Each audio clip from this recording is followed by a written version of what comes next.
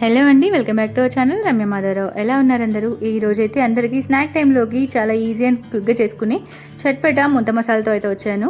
ముందుగా అయితే ఇలా పెద్ద బౌల్ తీసుకొని దాంట్లోకి నేను చూపిస్తున్న కొలతెంబడి నేనైతే 4 cups ఆఫ్ మురమరాలు తీసుకున్నానండి. ఈ మురమరాలు ఏంటంటే మనకి కొంచెం మెత్తగా అనిపిస్తే ఇలా క్రిస్పీగా చేసుకోండి. ఆల్రెడీ క్రిస్పీగా ఉంటే అవసరం లేదండి. సో మనకి ఆల్రెడీ ఉన్న వెదర్కి కొంచెం మెత్తబడి ఉంటాయేమో అనేసి నేను కొంచెం క్రిస్పీ చేసుకుంటున్నాను. మనకి ఇలా చూపిస్తున్న విధంగా వేయించేసుకొని ఒకసారి దీన్ని టెస్ట్ చేసుకోండి. ఒకసారి ఇలా టేస్ట్ చేసుకొని మనకి ఇలా క్రంచీగా అనిపించగానే ఇంకా స్టవ్ ఆఫ్ చేసుకొని పక్కన పెట్టేసుకోండి. ఇవి కంప్లీట్గా చల్లారాలండి. కంప్లీట్ చల్లారిన తర్వాతనే మనం ఫర్దర్ ప్రాసెస్కి అనేది వెళ్ళిపోవాలి. ఈ కంప్లీట్ కూల్ అయిన తర్వాత దీంట్లోకి మనం ఉల్లిపాయలు చిన్నగా తరుముకొని వేసుకోవాలండి. నేను చూపిస్తున్నా కదా, ఇలా చిన్నగా తురిమేసుకొని వేసుకుంటే మనకి అది తినడానికి కూడా పంట కిందకి చాలా టేస్టీగా ఉంటుందన్నమాట. చూస్తున్నారు కదా, ఇలా నేనైతే ఒక హాఫ్ బౌల్ ఆఫ్ ఉల్లిపాయలు వేసుకున్నాను. దీంట్లోకి మనం చిన్నగా తురిమిన టమాటోస్ కూడా యాడ్ చేసుకోండి. మీకు కావాలి అంటే ఈ మురమరాలు వేయించుకొని పక్కన పెట్టేసుకొని మసాలా కూడా సపరేట్గా కలుపుకోవచ్చు అండి.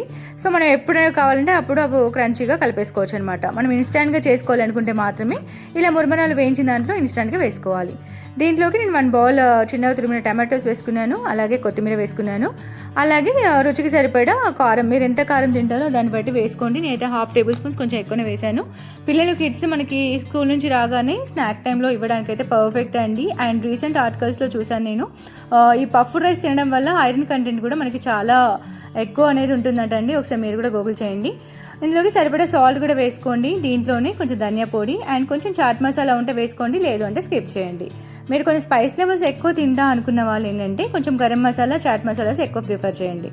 చూస్తున్నారు కదా, ఇలా అన్నీ వేసేసుకొని కంప్లీట్గా కలబెట్టేసుకోండి. ఈ కలిపే ప్రాసెస్లోనే మనకి టేస్ట్ అనేది చాలా బాగా వస్తుంది. చెప్పాను కదా, మీరు ఇన్స్టాంట్గా తింటా అనుకున్న వాళ్ళు వెంటనే ఇలా వేయించినాక వెంటనే పఫ్ రైస్లో మనం ఇవన్నీ వేసేసుకొని కలిపేసుకోవాలి. లేదు మనము ఇంకా తినడానికి టైం పడుతుంది అనుకున్నప్పుడు ఈ ఏవైతే మసాలాలు ఉన్నాయో కంప్లీట్ వేరే ఒక బౌల్లో అన్ని మసాలాలు వేసేసుకొని కలిపేసుకొని మూతపెట్టి పక్కన పెట్టుకోండి. ఈ పఫ్ రైస్ సపరేట్గా అండ్ ఆ మసాలా సపరేట్గా ఉంటే మనం ఎప్పుడైతే తింటా అనుకుంటామో అప్పుడు ఆన్ స్పాట్ కలిపేసుకొని తినడానికి ఈజీగా ఇన్స్టాంట్గా ఉంటుంది అనమాట. చూస్తున్నారు కదా, ఇలా కంప్లీట్గా కలిపేసుకుంటే అసలు టేస్ట్ ఉంటుందండి, అద్భుత. పిల్లలు కూడా చాలా ఇష్టంగా తింటారు అండ్ చాలా హెల్తీ కూడాను. అన్నీ కూడాను మనకి ఆనియన్ అనేది బాడీకి చలవ చేస్తుంది అండ్ టమాటోస్, కొత్తిమీర కూడా మనకి చాలా న్యూట్రిషన్ వాల్యూస్ ఉంటాయి. సో ఇలా కలిపేసుకొని కంప్లీట్గా రెడీ చేసేసుకోండి. ఎక్స్ట్రా క్రంచీగా కావాలనుకున్న వాళ్ళు కొంచెం మన మిక్చర్ కూడా యాడ్ చేసుకోవచ్చండి ఇందులోకి. లేదు అనుకుంటే మీరు నార్మల్గా ఇలా అయినా తినేసేయచ్చు. కొంచెం మసాలా వాల్యూస్ కొంచెం ఎక్కువ తక్కువ చూసుకుంటే సరిపోతుంది. ఈవినింగ్ టీ టైంలోకి, స్నాక్ టైంలోకి, పాట్లక్లోకి చాలా ది బెస్ట్ ఉంటుందండి. లాస్ట్లో మనం సర్వింగ్ టైంలో ఇలా లెమన్ పిండేసుకుంటే అసలు చాలా బాగుంటుంది. నిమ్మకాయ రసంతో చాలా యమ్మీ టేస్ట్ వస్తుంది. వన్స్ ఇలా ఒకసారి ట్రై చేయండి, ఎలా ఉందో కామెంట్ చేయండి అండ్ మీ ఫ్రెండ్స్ అండ్ ఫ్యామిలీకి షేర్ చేయండి. ఫస్ట్ టైం చూస్తుంటే సబ్స్క్రైబ్ చేసుకోండి. చూసినా కదా, ఇలా ఫైనల్గా హ్యాండ్తో కలిపేసుకొని కంప్లీట్గా సర్వ్ చేసేసుకోవడమే.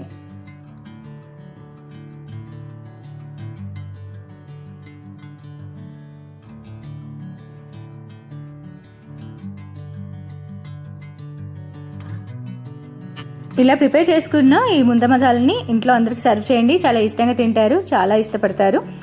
Thanks for watching guys and subscribe.